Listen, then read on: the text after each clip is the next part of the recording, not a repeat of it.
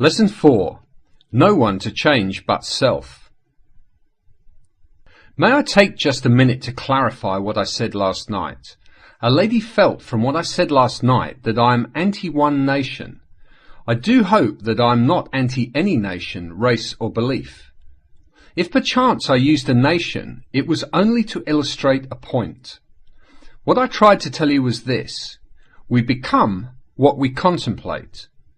For it is the nature of love, as it is the nature of hate, to change us into the likeness of that which we contemplate. Last night I simply read a news item to show you that when we think we can destroy our image by breaking the mirror, we are only fooling ourselves. When through war or revolution we destroy titles which to us represent arrogance and greed, we become in time the embodiment of that which we thought we had destroyed. So today the people who thought they had destroyed the tyrants are themselves that which they thought they had destroyed. That I may not be misunderstood, let me again lay the foundation of this principle. Consciousness is the one and only reality. We are incapable of seeing other than the contents of our own consciousness. Therefore, hate betrays us in the hour of victory and condemns us to be that which we condemn. All conquest results in an exchange of characteristics, so that the conquerors become like the conquered foe. We hate others for the evil which is in ourselves. Races, nations and religious groups have lived for centuries in intimate hostility, and it is the nature of hatred, as it is the nature of love, to change us into the likeness of that which we contemplate. Nations act towards other nations as their own citizens act towards each other. When slavery exists in a state and that nation attacks another, it is with the intent to enslave. When there is a fierce economic competition between citizen and citizen, then in war with another nation, the object of the war is to destroy the trade of the enemy. Wars of domination are brought about by the will of those who within a state are dominant over the fortunes of the rest. We radiate the world that surrounds us by the intensity of our imagination and feeling. But in this third-dimensional world of ours, time beats slowly, and so we do not always observe the relationship of the visible world to our inner nature. Now that is what I really meant. I thought I had said it. That I may not be misunderstood, that is my principle. You and I can contemplate an ideal and become it by falling in love with it. On the other hand, we can contemplate something we heartily dislike, and by condemning it, we will become it. But because of the slowness of time in this three-dimensional world, when we do become what we contemplated, we have forgotten that formerly we set out to worship or destroy it. Tonight's lesson is the capstone of the Bible, so do give me your attention. The most important question asked in the Bible will be found in the 16th chapter of the Gospel of St. Matthew. As you know, all of the Bible stories are your stories. Its characters live only in the mind of man. They have no reference at all to any person who lived in time and space, or to any event that ever occurred upon earth. The drama related in Matthew takes place in this manner. Jesus turns to his disciples and asks them, "Whom do men say that I, the Son of Man, am?" And they said, "Some say that thou art John the Baptist, some Elias, and others Jeremiah, or one of the prophets." He saith unto them, "But whom say ye that I am?" And Simon Peter answered and said, "Thou art the Christ, the Son of the living God." And Jesus answered and said unto him, "Blessed art thou, Simon Bar-Jonah, for flesh and blood hath not revealed it unto thee, but my Father which is in heaven. And I say also unto thee, that thou art Peter, and upon this rock I will build my church." Jesus, turning to his disciples, is man turning to his disciplined mind in self-contemplation. You ask yourself the question, whom do men say that I am? In our language, I wonder what men think of me. Your answer: some say John come again, some say Elias, others say Jeremiah, and still others a prophet of old come again. It is very flattering to be told that you are, or that you resemble, the great men of the past, but enlightened reason is not enslaved by public opinion. It is only concerned with the truth. So it asks itself another question: but whom say ye that I am? In other words, who am I? If I am bold enough to assume that I am Christ Jesus, the answer will come back: thou art Christ Jesus.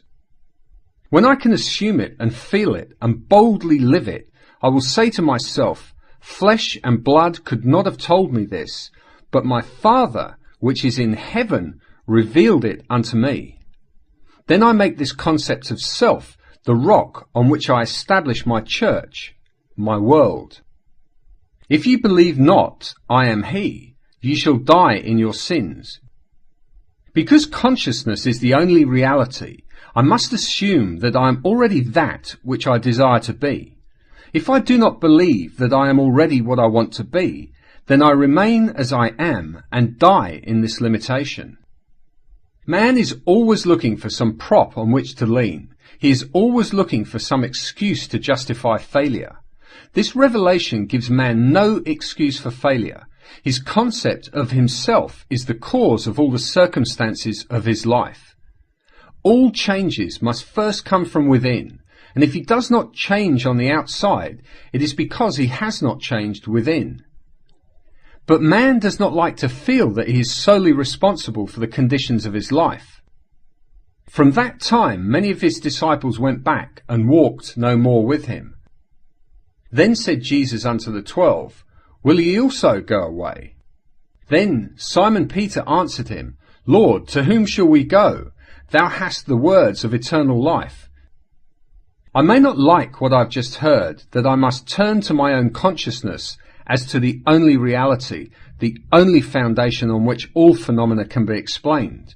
It was easier living when I could blame another. It was much easier living when I could blame society for my ills, or point a finger across the sea and blame another nation. It was easier living when I could blame the weather for the way I feel. But to tell me that I am the cause of all that happens to me, that I am forever moulding my world in harmony with my inner nature, that is more than man is willing to accept. If this is true, to whom would I go? If these are the words of eternal life, I must return to them, even though they seem so difficult to digest. When man fully understands this, he knows that public opinion does not matter, for men only tell him who he is. The behaviour of men constantly tell me who I have conceived myself to be. If I accept this challenge and begin to live by it, I finally reach the point that is called the great prayer of the Bible. It is related in the 17th chapter of the Gospel of St. John. I have finished the work which thou gavest me to do. And now, O Father, glorify thou me with thine own self, with the glory which I had with thee before the world was. While I was with them in the world, I kept them in thy name. Those that thou gavest me I have kept, and none of them is lost, but the son of perdition. It is impossible for anything to be lost. In this divine economy nothing can be lost. It cannot even pass away. The little flower which has bloomed once blooms forever. It is invisible to you here with your limited focus, but it blooms forever in the larger dimension of your being, and tomorrow you will encounter it. All that thou gavest me I've kept in thy name, but none have I lost save the son of perdition. The son of perdition means simply the belief in loss. Son is a concept, an idea. Perdido is loss. I have only truly lost the concept of loss, for nothing can be lost. I can descend from the sphere where the thing itself now lives, and as I descend in consciousness to a lower level within myself, it passes from my world. I say I've lost my health, I've lost my wealth, I've lost my standing in the community, I've lost my faith, I've lost 1,000 things. But the things in themselves, having once been real in my world, can never cease to be. They never become unreal with the passage of time. I, by my descent in consciousness to a lower level, cause these things to disappear from my sight, and I say, they have gone, they are finished as far as my world goes. All I need to do is to ascend to the level where they are eternal, and they once more objectify themselves and appear as realities within my world. The crux of the whole 17th chapter of the Gospel of St. John is found in the 19th verse. And for their sake I sanctify myself, that they also may be sanctified through the truth. Heretofore I thought I could change others through effort. Now I know I cannot change another unless I first change myself. To change another within my world, I must first change my concept of that other. And to do it best, I change my concept of self. For it was the concept I held of self that made me see others as I did. Had I a noble, dignified concept of myself, I never could have seen the unlovely in others. Instead of trying to change others through argument and force, let me but ascend in consciousness to a higher level, and I will automatically change others by changing self. There is no one to change but self. That self is simply your awareness, your consciousness, and the world in which it lives is determined by the concept you hold of self. It is to consciousness that we must turn as to the only reality. For there is no clear conception of the origin of phenomena except that consciousness is all and all is consciousness. You need no helper to bring you what you seek. Do not for 1 second believe that I am advocating escape from reality when I ask you to simply assume you are now the man or the lady that you want to be. If you and I could feel what it would be like were we now that which we want to be, and live in this mental atmosphere as though it were real, then, in a way we do not know, our assumption would harden into fact. This is all we need to do in order to ascend to the level where our assumption is already an objective, concrete reality. I need change no man. I sanctify myself, and in doing so I sanctify others. To the pure, all things are pure. There is nothing unclean of itself, but to him that esteemeth anything to be unclean, to him it is unclean. There is nothing in itself unclean, but you, by your concept of self, see things either clean or unclean. I and my Father are one. If I do not the works of my Father, believe me not. But if I do, though you believe me not, believe the works, that ye may know and believe that the Father is in me and I in him. He made himself one with God, and thought it not strange or robbery to do the works of God. You always bear fruit in harmony with what you are. It is the most natural thing in the world for a pear tree to bear pears, and an apple tree to bear apples, and for man to mould the circumstances of his life in harmony with his inner nature. I am the vine, ye are the branches. A branch has no life, save it be rooted in the vine. All I need to do to change the fruit is to change the vine. You have no life in my world, save that I am conscious of you. You are rooted in me, and, like fruit, you bear witness of the vine that I am. There is no reality in the world other than your consciousness. Although you may now seem to be what you do not want to be, all you need to do to change it, and to prove the change by the circumstances in your world, is to quietly assume that you are that which you now want to be, and in a way you do not know, you will become it. There is no other way to change this world. I am the way. My I amness, my consciousness, is the way by which I change my world. As I change my concept of self, I change my world. When men and women help or hinder us, they only play the part that we, by our concept of self, wrote for them, and they play it automatically. They must play the parts they are playing because we are what we are. You will change the world only when you become the embodiment of that which you want the world to be. You have but one gift in this world that is truly yours to give, and that is yourself. Unless you yourself are that which you want the world to be, you will never see it in the world. Except ye believe not that I am he, ye shall die in your sins. Do you know that no two people in this room live in the same world? We're going home to different worlds tonight. We close our doors on entirely different worlds. We rise up tomorrow and go to work where we meet each other and meet others, but we live in different mental worlds, different physical worlds. I can only give what I am. I have no other gift to give. If I want the world to be perfect, and who doesn't, I have failed only because I did not know that I could never see it perfect until I myself become perfect. If I am not perfect, I cannot see perfection. But the day that I become it, I beautify my world because I see it through my own eyes. Unto the pure, all things are pure. No two people here can tell me that you have heard the same message any one night. The one thing that you must do is hear what I say through that which you are. It must be filtered through your prejudices, your superstitions, and your concept of self. Whatever you are, it must come through that and be coloured by what you are. If you are disturbed, and you would like me to be something other than what I appear to be, then you must be that which you want me to be. We must become the thing that we want others to be, or we will never see them be it. Your consciousness, my consciousness, is the only true foundation in the world. This is what is called Peter in the Bible, not a man.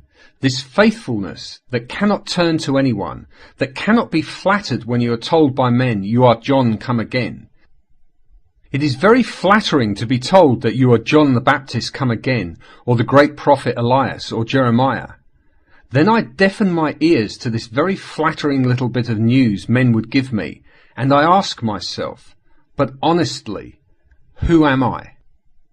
If I can deny the limitations of my birth, my environment, and the belief that I am but an extension of my family tree, and feel within myself that I am Christ, and sustain this assumption until it takes a central place and forms the habitual centre of my energy, I will do the works attributed to Jesus.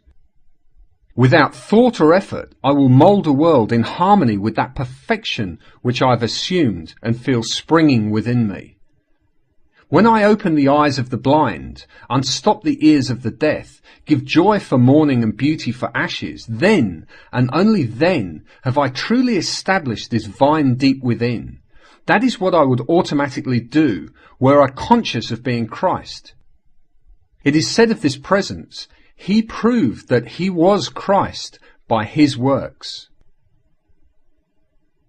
Our ordinary alterations of consciousness as we pass from one state to another are not transformations, because each of them is so rapidly succeeded by another in the reverse direction.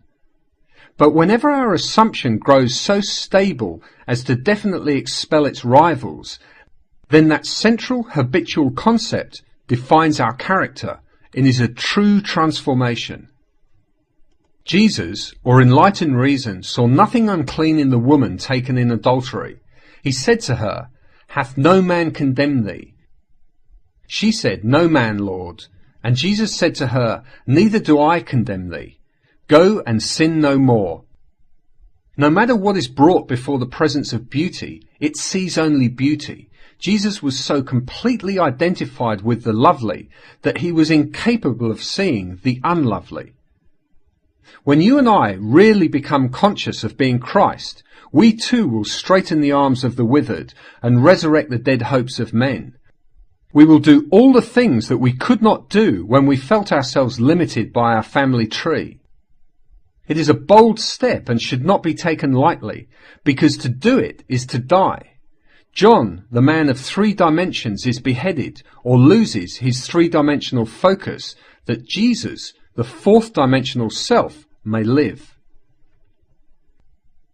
Any enlargement of our concept of self involves a somewhat painful parting with strongly rooted hereditary conceptions. The ligaments are strong that hold us in the womb of conventional limitations. All that you formerly believed, you no longer believe. You know now that there is no power outside of your own consciousness. Therefore, you cannot turn to anyone outside of self. You have no ears for the suggestion that something else has power in it. You know the only reality is God, and God is your own consciousness.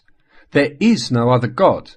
Therefore, on this rock you build the everlasting church and boldly assume you are this divine being, self-begotten because you dared to appropriate that which was not given to you in your cradle, a concept of self not formed in your mother's womb, a concept of self conceived outside of the offices of man. This story is beautifully told us in the Bible using the two sons of Abraham. One, the blessed Isaac, born outside of the offices of man, and the other, Ishmael, born in bondage. Sarah was much too old to beget a child, so her husband, Abraham, went under the bondservant Hagar, the pilgrim, and she conceived of the old man and bore him a son called Ishmael. Ishmael's hand was against every man, and every man's hand against him. Every child born of woman is born into bondage, born into all that his environment represents, regardless of whether it be the throne of England, the White House, or any great place in the world. Every child born of a woman is personified as this Ishmael, the child of Hagar. But asleep in every child is the blessed Isaac, who is born outside of the offices of man, and is born through faith alone. This second child has no earthly father. He is self-begotten. What is the second birth? I find myself man. I cannot go back into my mother's womb, and yet I must be born a second time. Except a man be born again, he cannot enter the kingdom of God. I quietly appropriate that which no man can give me, no woman can give me. I dare to assume that I am God. This must be of faith, this must be of promise. Then I become the blessed, I become Isaac. As I begin to do the things that only this presence could do, I know that I am born out of the limitations of Ishmael, and I have become heir to the kingdom. Ishmael could not inherit anything, although his father was Abraham or God. Ishmael did not have both parents of the godly. His mother was Hagar, the bondwoman, and so he could not partake of his father's estate. You are Abraham and Sarah, and contained within your own consciousness there is one waiting for recognition. In the Old Testament it is called Isaac, and in the New Testament it is called Jesus, and it is born without the aid of man. No man can tell you that you are Christ Jesus. No man can tell you and convince you that you are God. You must toy with the idea and wonder what it would be like to be God. No clear conception of the origin of phenomena is possible except that consciousness is all, and all is consciousness. Nothing can be evolved from man that was not potentially involved in his nature. The ideal we serve and hope to attain could never be evolved from us were it not potentially involved in our nature. Let me now retell and emphasize an experience of mine printed by me 2 years ago under the title The Search.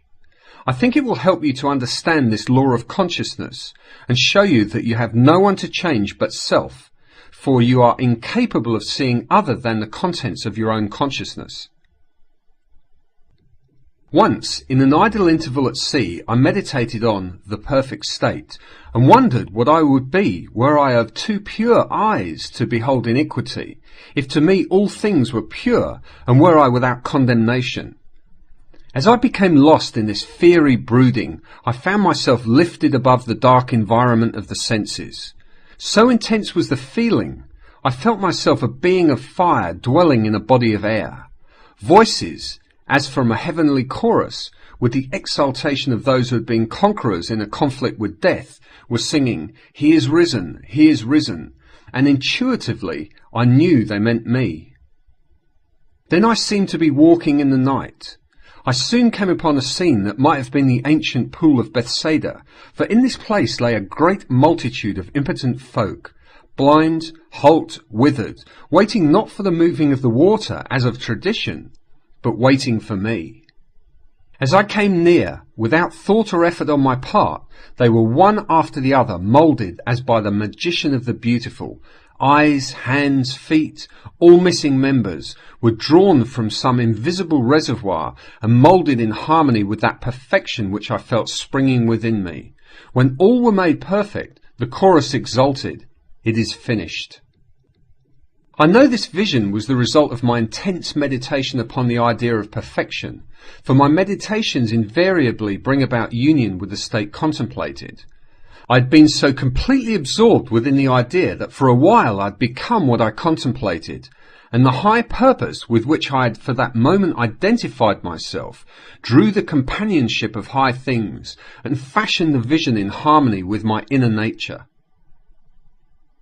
The ideal with which we are united works by association of ideas to awaken 1,000 moods, to create a drama in keeping with the central idea.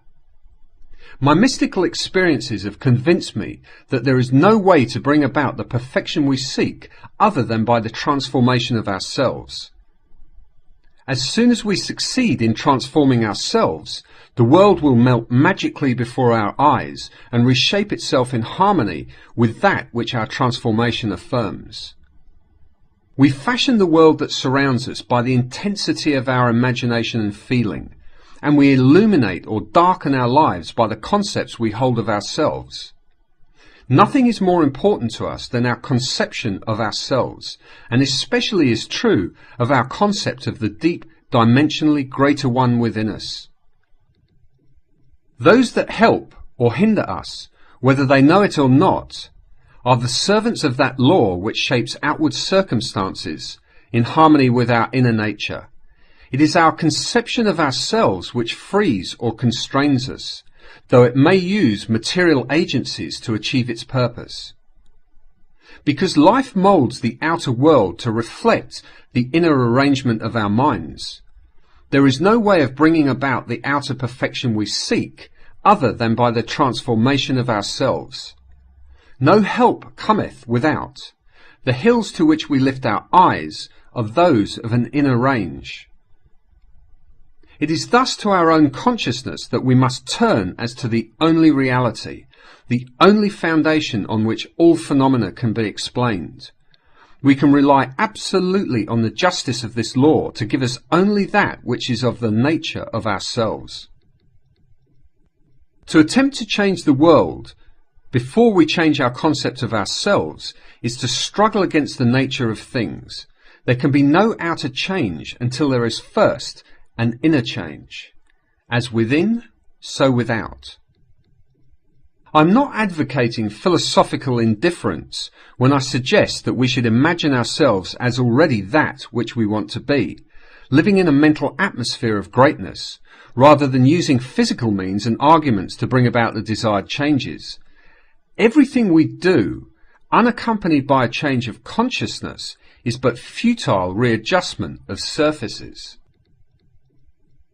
However we toil or struggle, we can receive no more than our concepts of self-affirm.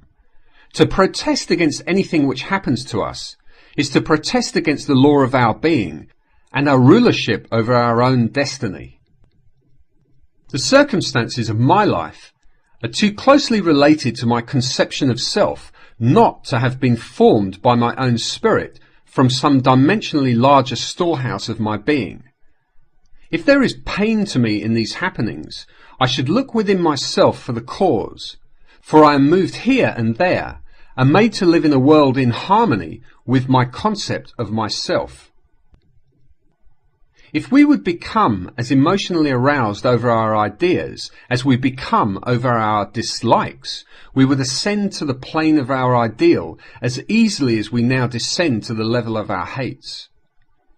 Love and hate have a magical transforming power, and we grow through their exercise into the likeness of what we contemplate. By intensity of hatred, we create in ourselves the character we imagine in our enemies. Qualities die for want of attention, so the unlovely states might best be rubbed out by imagining beauty for ashes and joy for mourning, rather than by direct attacks on the state from which we would be free. Whatsoever things are lovely and of good report, think on these things, for we become that which we are en rapport. There is nothing to change but our concept of self. As soon as we succeed in transforming self, our world will dissolve and reshape itself in harmony with that which our change affirms. I, by dissenting consciousness, have brought about the imperfection that I see. In the divine economy, nothing is lost. We cannot lose anything save by dissenting consciousness from the sphere where the thing has its natural life. And now, O Faber, glorify thou me with thine own self, with the glory which I had with thee before the world was. As I ascend in consciousness, the power and the glory that was mine return to me, and I too will say, I have finished the work thou gavest me to do. The work is to return from my dissenting consciousness, from the level wherein I believed that I was a son of man, to the sphere where I know that I am one with my Father, and my Father is God. I know beyond all doubt that there is nothing for man to do but to change his own concept of himself, and to assume greatness and sustain this assumption. If we walk as though we were already the ideal we serve, we will rise to the level of our assumption and find a world in harmony with our assumption. We will not have to lift a finger to make it so, for it is already so. It was always so. You and I have descended in consciousness to the level where we now find ourselves, and we see imperfection because we have descended. When we begin to ascend, while here in this three-dimensional world, we find that we move in an entirely different environment. We have an entirely different circle of friends, and an entirely different world while still living here. We know the great mystery of the statement, I am in the world, but not of it. Instead of changing things, I would suggest to all to identify themselves with the ideal they contemplate. What would the feeling be like were you of two pure eyes to behold iniquity, if to you all things were pure and you were without condemnation? Contemplate the ideal state and identify yourself with it, and you will ascend to the sphere where you, as Christ, have your natural life. You are still in that state where you were before the world was. The only thing that has fallen is your concept of self. You see the broken parts, which really are not broken. You are seeing them through distorted eyes, as though you were in one of those peculiar amusement galleries where a man walks before a mirror and he is elongated, yet he is the same man. Or he looks into another mirror and he is all big and fat. These things are seen today because man is what he is. Toy with the idea of perfection. Ask no man to help you, but let the prayer of the 17th chapter of the Gospel of St. John be your prayer.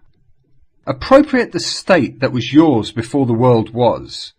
Know the truth of the statement, none have I lost save the son of perdition. Nothing is lost in all my holy mountain.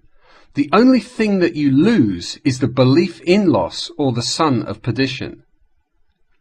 And for their sake I sanctify myself, that they might also be sanctified through the truth. There is no one to change but self. All you need to do to make men and women holy in this world is to make yourself holy.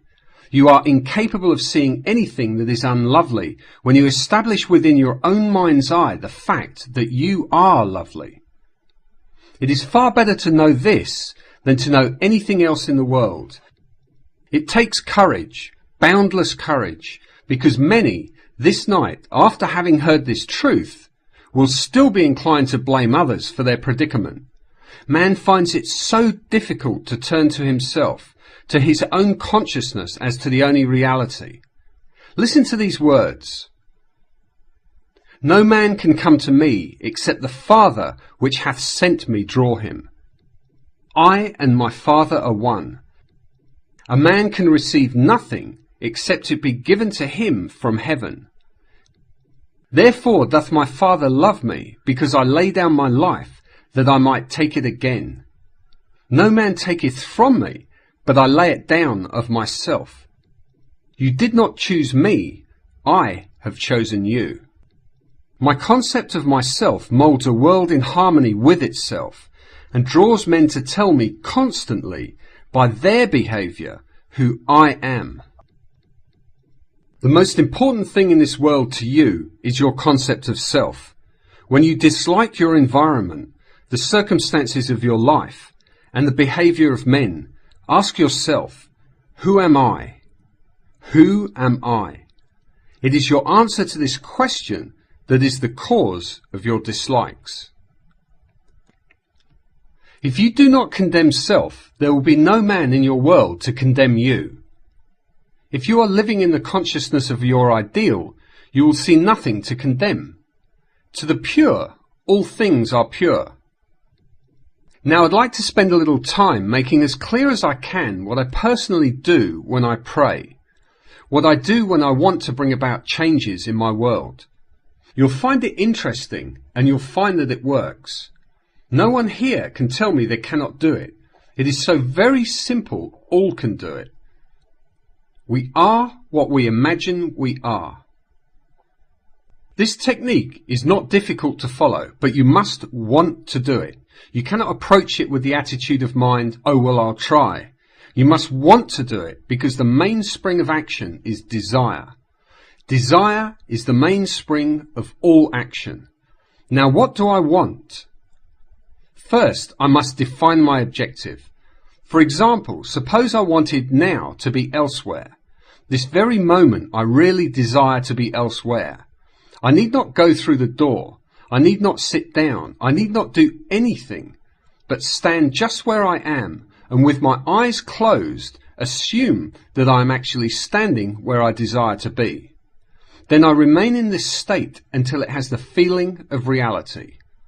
Were I now elsewhere, I could not see the world as I now see it from here. The world changes in its relationship to me as I change my position in space. So I stand right here, close my eyes, and imagine I'm seeing what I would see were I there. I remain in it long enough to feel it to be real. I cannot touch the walls of this room from here, but when you close your eyes and become still, you can imagine and feel that you touch it. You can stand where you are and imagine you are putting your hand on that wall.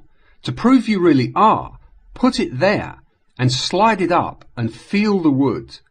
You can imagine you're doing it without getting off your seat. You can do it, and you will actually feel it if you become still enough and intense enough. I stand where I am, and I allow the world that I want to see and to enter physically to come before me as though I were there now. In other words, I bring elsewhere here by assuming that I am there. Is that clear? I let it come up. I do not make it come up. I simply imagine that I am there and then let it happen. If I want a physical presence, I imagine he or she is standing here and I touch him or her. All through the Bible I find these suggestions. He placed his hands upon them. He touched them. If you want to comfort someone, what is the automatic feeling? To put your hand on them, you cannot resist it. You meet a friend and the hand goes out automatically. You either shake hands or you put your hand on his shoulder. Suppose you are now to meet a friend that you have not seen for a year, and he is a friend of whom you are very fond. What would you do? You would embrace him, wouldn't you? Or you would put your hand upon him. In your imagination, bring him close enough to put your hand upon him and feel him to be solidly real.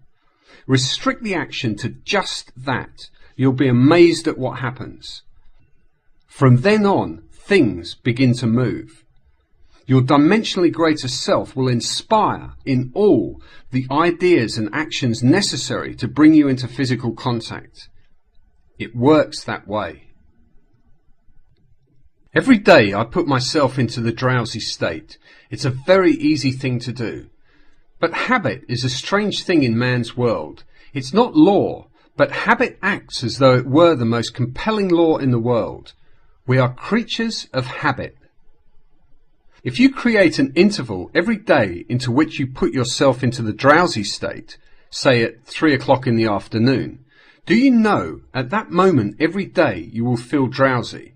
You try it for 1 week and see if I'm not right.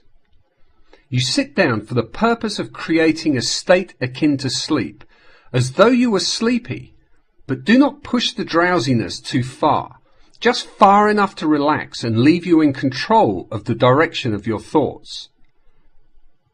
You try it for 1 week, and every day at that hour, no matter what you are doing, you will hardly be able to keep your eyes open. If you know the hour when you will be free, you can create it. I would not suggest that you do it lightly, because you will feel very, very sleepy and you may not want to. I have another way of praying. In this case, I always sit down and I find the most comfortable armchair imaginable, or I lie flat on my back and relax completely. Make yourself comfortable. You must not be in any position where the body is distressed. Always put yourself into a position where you have the greatest ease. That is the first stage. To know what you want is the start of the prayer. Secondly, you construct in your mind's eye one single little event which implies that you have realized your desire. I always let my mind roam on many things that could follow the answered prayer, and I single out one that is most likely to follow the fulfillment of my desire. One simple little thing like the shaking of a hand, embracing a person, the receiving of a letter, the writing of a check, or whatever would imply the fulfillment of your desire. After you've decided on the action which implies that your desire has been realized, then sit in your nice comfortable chair or lie flat on your back. Close your eyes for the simple reason it helps to induce this state that borders on sleep. The minute you feel this lovely drowsy state, or the feeling of gathered togetherness, wherein you feel I could move if I wanted to, but I do not want to. I could open my eyes if I wanted to, but I do not want to. When you get that feeling, you can be quite sure that you are in the perfect state to pray successfully. In this feeling, it is easy to touch anything in this world. You take the simple little restricted action, which implies the fulfillment of your prayer, and you feel it, or you reenact it. Whatever it is, you enter into the action as though you are an actor in the part. You do not sit back and visualize yourself doing it. You do it as if you were in the part. With the body immobilized, you imagine that the greater you inside the physical body is coming out of it, and that you are actually performing the proposed action. If you are going to walk, you imagine that you are walking. Do not see yourself walk. Feel that you are walking. If you are going to climb stairs, feel that you are climbing the stairs. Do not visualize yourself doing it. Feel yourself doing it. If you are going to shake a man's hand, do not visualize yourself shaking his hand. Imagine your friend is standing before you and shake his hand. But leave your physical hands immobilized and imagine that your greater hand, which is your imaginary hand, is actually shaking his hand. All you need to do is to imagine that you are doing it. You are stretched out in time. What you are doing, which seems to be a controlled daydream, is an actual act in the greater dimension of your being. You are actually encountering an event fourth dimensionally before you encounter it here in the 3 dimensions of space. You do not have to raise a finger to bring that state to pass. My third way of praying is simply to feel thankful. If I want something, either for myself or another, I immobilize the physical body, then I produce the state akin to sleep, and in that state just feel happy, feel thankful, which thankfulness implies the realization of what I want. I'm assuming the feeling of the wish fulfilled, and with my mind dominated by the single sensation, I go to sleep. I need do nothing to make it so, because it is so. My feeling of the wish fulfilled implies that it is done. All these techniques you can use and change them to fit your temperament, but I must emphasize the necessity of inducing the drowsy state where you can become attentive without effort. A single sensation dominates the mind if you pray successfully. What would I feel like now, were I what I want to be? When I know what the feeling would be like, I then close my eyes and lose myself in that single sensation, and my dimensionally greater self then builds a bridge of incident to lead me from this present moment to the fulfillment of my mood. That is all you need to do. But people have a habit of slighting the importance of simple things. We are creatures of habit, and we are slowly learning to relinquish our previous concepts, but the things we formerly lived by still in some way influence our behavior. Here is a story from the Bible that illustrates my point. It is recorded that Jesus told his disciples to go to the crossroads, and there they would find a colt, a young colt, not yet ridden by a man. He asked them to bring the colt to him, and if any man ask, "Why do you take this colt?" say, "The Lord has need of it." They went to the crossroads and found the colt and did exactly what they were told. They brought the unbridled colt to Jesus, and he rode it triumphantly into Jerusalem. This story has nothing to do with a man riding on a little colt. You are Jesus of the story. The colt is the mood you are going to assume. That is, the living animal not yet ridden by you. What would the feeling be like were you to realize your desire? A new feeling, like a young colt, is a very difficult thing to ride unless you ride him with a disciplined mind. If I do not remain faithful to the mood, the young colt throws me off. Every time you become conscious that you're not faithful to this mood, you have been thrown from the colt. Discipline your mind that you may remain faithful to a high mood and ride it triumphantly into Jerusalem, which is fulfillment or the city of peace. This story precedes the feast of the Passover. If we would pass from our present state into that of our ideal, we must assume that we are already that which we desire to be, and remain faithful to our assumption, for we must keep a high mood if we would walk with the highest. A fixed attitude of mind, a feeling that it is done, will make it so. If I walk as though it were, but every once in a while I look to see if it really is, then I fall off my mood or cult. If I would suspend judgment like Peter, I could walk on the water. Peter starts walking on the water, and then he begins to look into his own understanding, and he begins to go down. The voice said, "Look up, Peter." Peter looks up, and he rises again and continues walking on the water. Instead of looking down to see if this thing is really going to harden into fact, you simply know that it is already so. Sustain that mood, and you will ride the unbridled colt into the city of Jerusalem. All of us must learn to ride the animal straight into Jerusalem, unassisted by man. You do not need another to help you. The strange thing is that as we keep the high mood and do not fall off, others cushion the blows. They spread the palm leaves before me to cushion my journey. I do not have to be concerned. The shocks will be softened as I move into the fulfillment of my desire. My high mood awakens in others the ideas and actions which tend towards the embodiment of my mood. If you walk faithful to a high mood, there will be no opposition and no competition.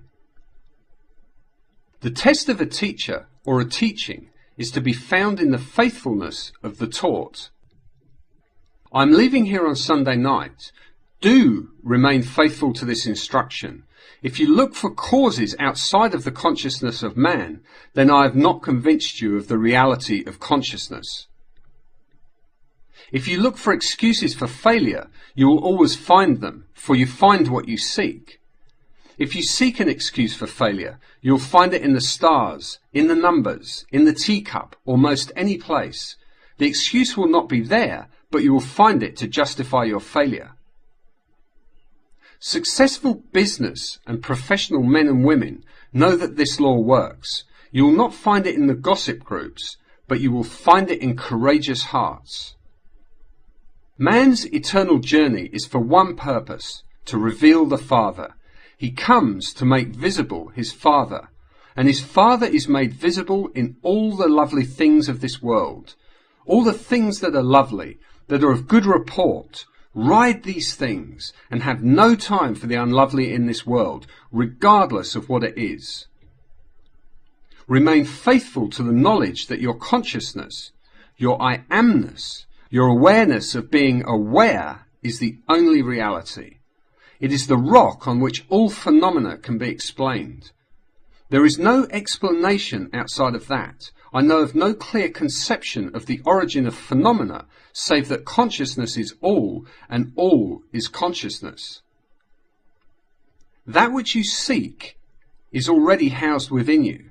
Were it not now within you, eternity could not evolve it. No time stretch would be long enough to evolve what is not potentially involved in you. You simply let it into being by assuming that it is already visible in your world, and by remaining faithful to your assumption, it will harden into fact. Your Father has unnumbered ways of revealing your assumption. Fix this in your mind and always remember, an assumption, though false, if sustained, will harden into fact.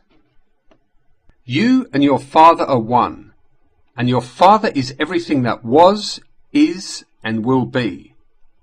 Therefore, that which you seek you already are. It can never be so far off as even to be near, for nearness implies separation. The great Pascal said, "You never would have sought me had you not already found me." What you now desire, you already have, and you seek it only because you have already found it.